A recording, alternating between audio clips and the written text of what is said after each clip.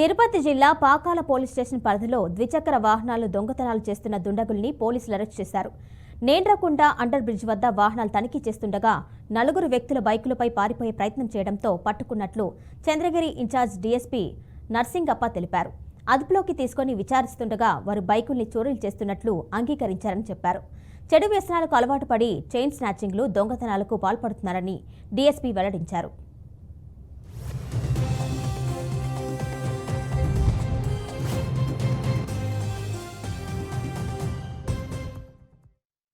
Highway flyover కింద వాహనాలు తనిఖీ చేస్తుండగా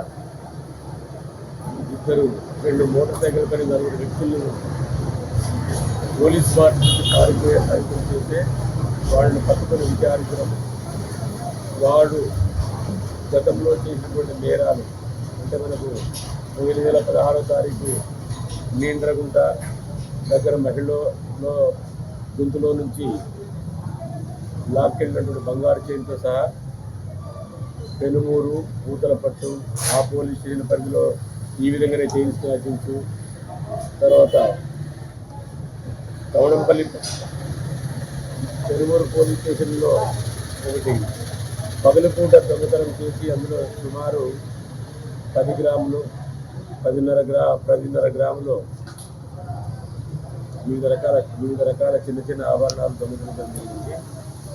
వీళ్ళు అరెస్ట్ చేసి వారి నుండి మొత్తం 87 గ్రాములు అంటే సుమారు 5 లక్షల విలువ చేసేటటువంటి వివిధ బంగారు ఆభరణాలను, వారు నేరానికి ఉపయోగించినటువంటి 3 మోటార్ సైకిళ్లను స్వాధీనం చేసుకోవడం జరిగింది.